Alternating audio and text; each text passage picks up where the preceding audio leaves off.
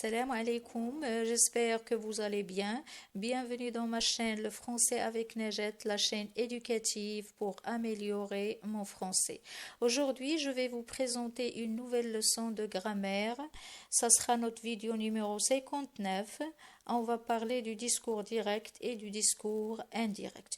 Une leçon très importante, impérativement, et chaque année, vous la trouverez dans l'examen régional. Pour les objectifs de la leçon d'aujourd'hui, ils sont les suivants. Définir le discours direct et le discours indirect, comment passer du discours direct au discours indirect, quelles sont les transformations que va subir la phrase durant ce passage et enfin un exercice d'application. بالنسبة للدرس ديال اليوم إن شاء الله كيتعلق بمادة اللغة فيديو رقم 59 سوف نتكلم فيه عن الديسكور ديريكت والديسكور انديريكت أو ما يصطلح عليه بالخطاب المباشر والخطاب الغير المباشر. درس مهم جدا حتميا وفي كل سنة سوف ترونه في الاختبار الموحد للسادس ابتدائي.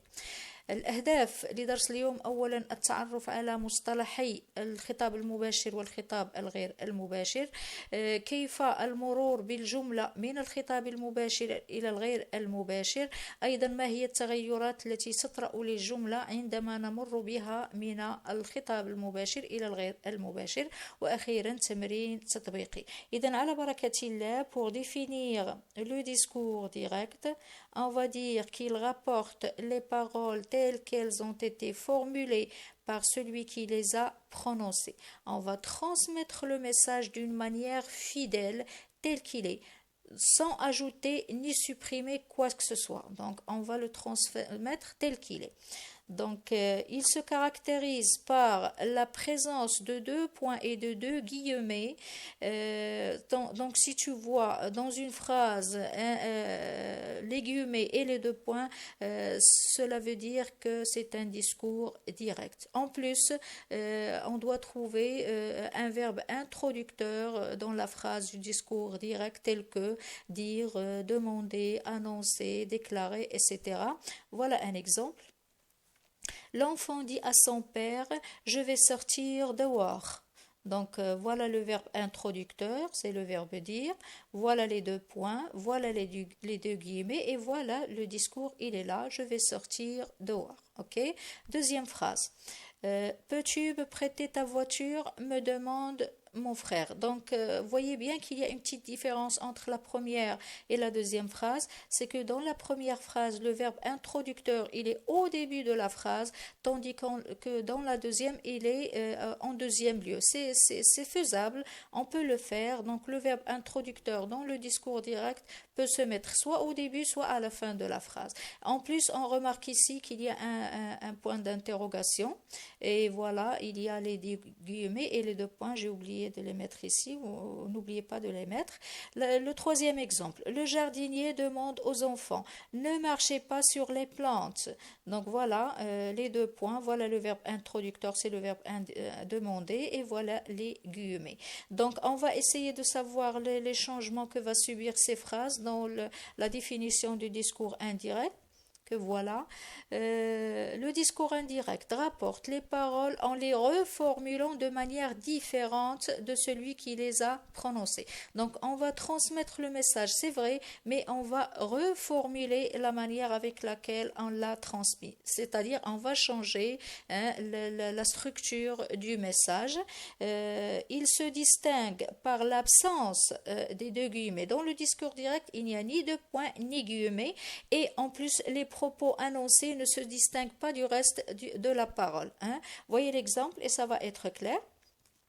Voilà, les mêmes phrases, regardez, les mêmes phrases dans le discours direct, on va les transformer au discours indirect pour voir quels sont les changements qui se sont déroulés.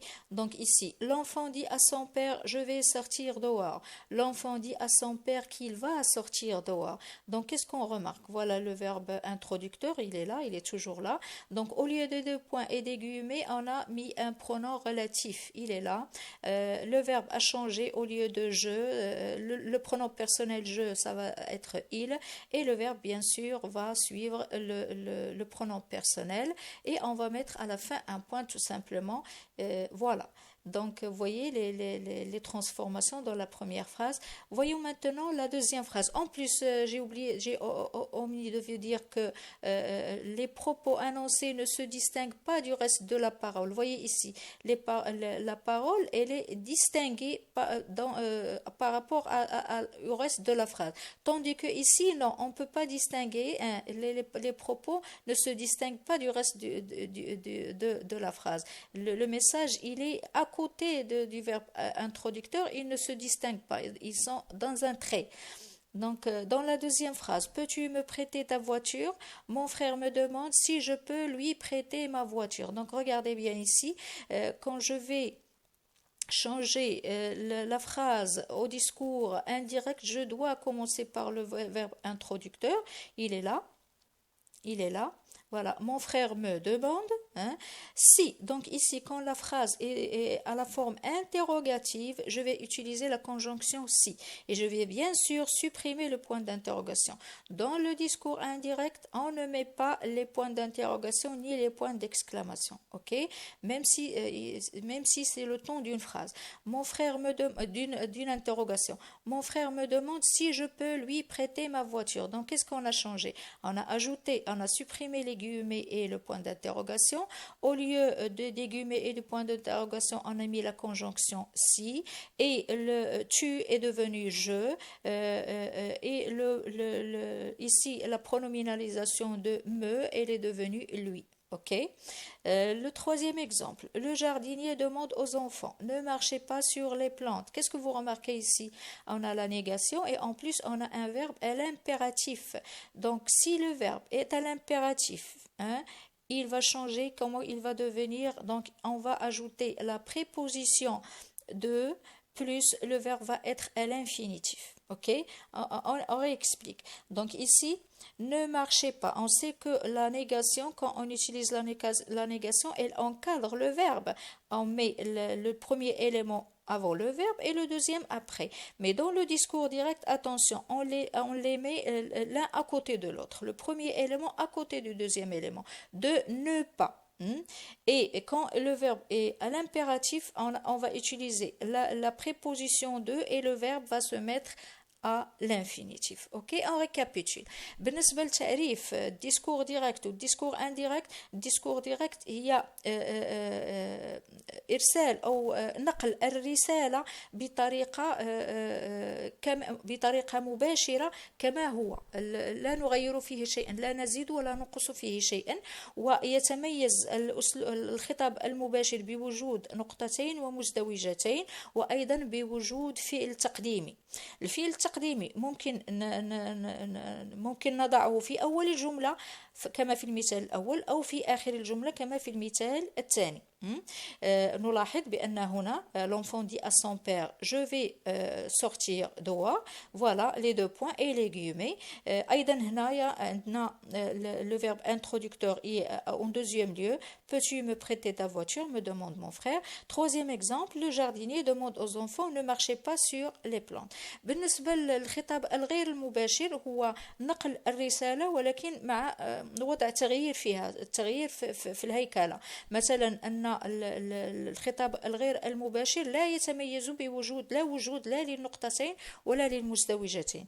هناك فعل تقديمي أيضا، ولكن الملاحظ أنه لا يكون بينه وبين الخطاب وبين الرسالة أي فرق، أنه مدمج في الجملة. أعطينا مثال نفس هذه الجمل بدلناهم. دونك هنا عندنا l'enfant dit à son père qu'il va sortir dehors. إذا هنا عندنا الفعل التقديمي يبقى هو النقطتين المزدوجتين بدلناهم بان pronom relatif. Le verbe bien sûr puisque on a بدلنا الضمير كان جو هنا غيولي إيل، إذا غنبدلوه الفعل.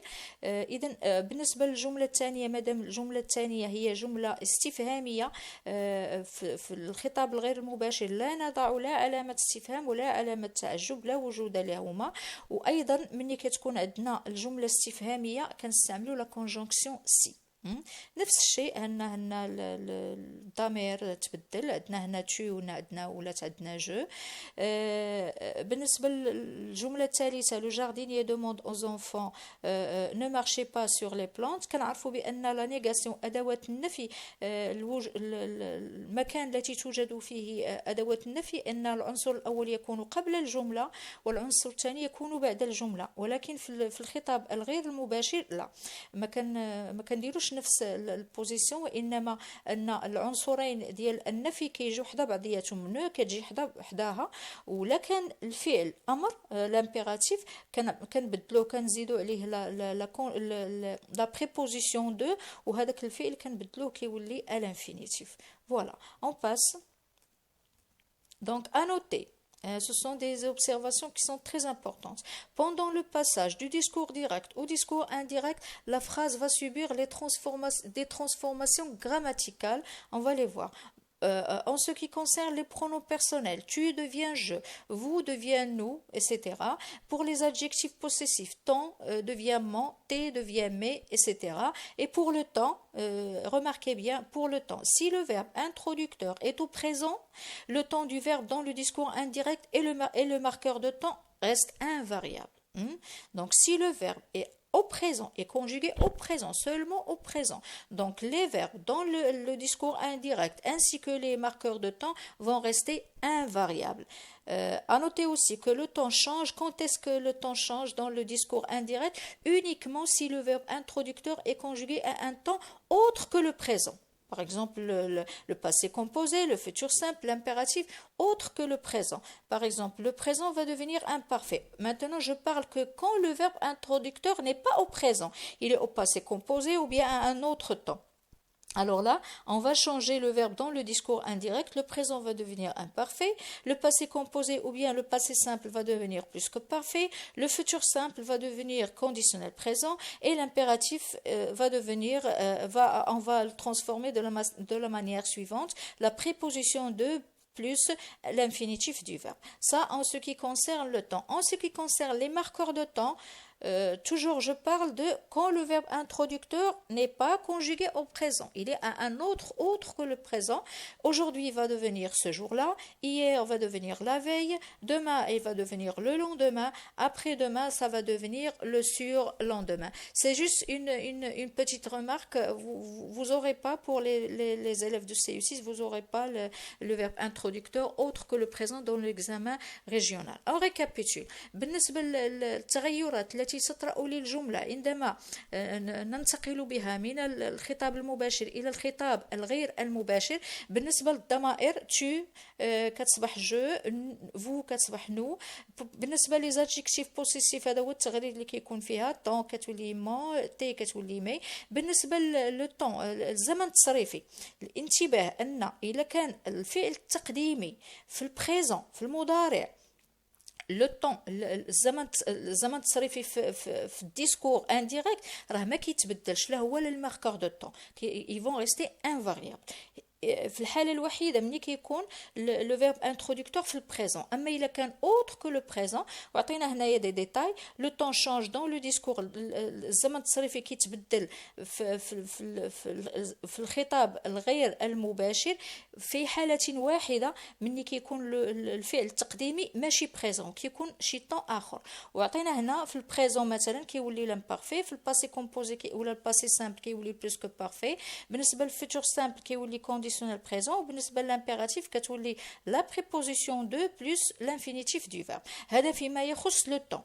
Je répète، مني كيكون عندنا الفعل التقديمي في البريزون راه الفعل ولي ماركور دو طون ما كيتبدلوش في الديسكور انديريكت. امتى كيتبدلوا في الديسكور انديريكت؟ ملي كيكون الفعل التقديمي ماشي بريزون، شي طون واحد اخر، في شي طون واحد اخر، هذيك الساعه كنبدلو البريزون كيولي امبارفي انسي دو سويت. بالنسبه لي ماركور دو طون تا هما كيتبدلوا، اaujourd'hui كتولي ce jour là، hier كتولي la veille، demain le lendemain، après demain le surlendemain، etc. Donc on va maintenant à l'exercice d'application.